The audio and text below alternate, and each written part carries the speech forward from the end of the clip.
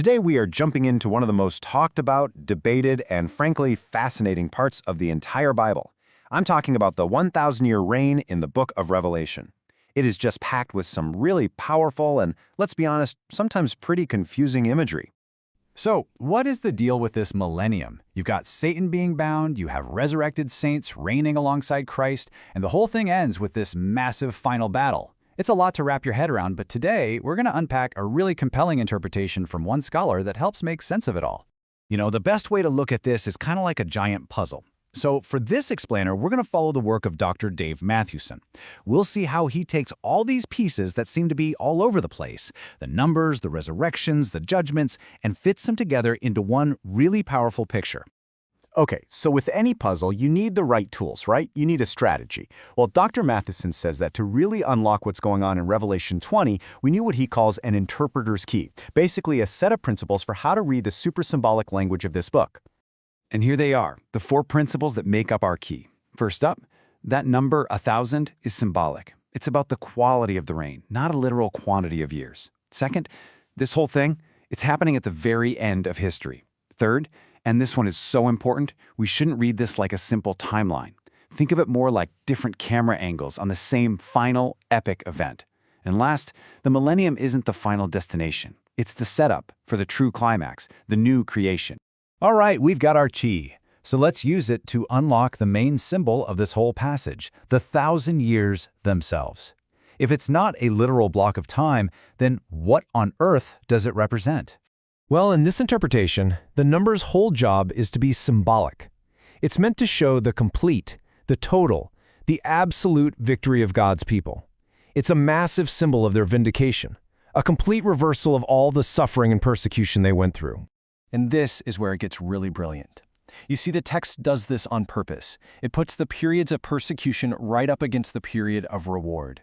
The suffering, it's described with these small, limited numbers, 10 days, 42 months, 3.5 years. But their reign, the reward, that gets this huge, expansive number, 1,000 years.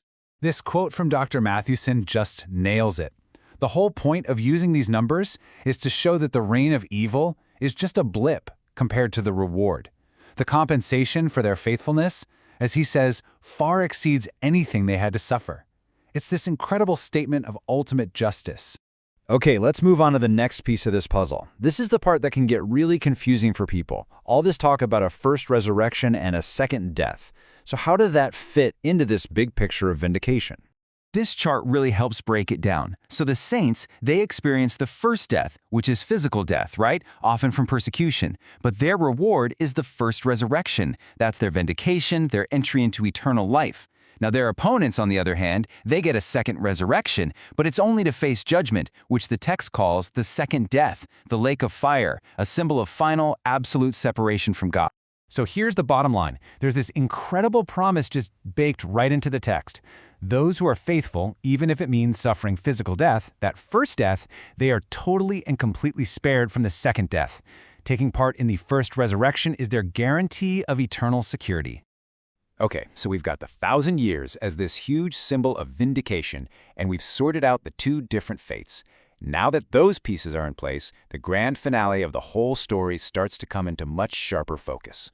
Hey, remember that third principle we talked about? That this isn't a strict timeline? Well, this is where that idea really pays off. See, Mathewson argues that all those different battles and judgment scenes, the beast falling, Armageddon, Gog and Magog, they aren't a sequence of separate wars. No, think of them as different ways of describing one single, final, all-out removal of evil from all of creation.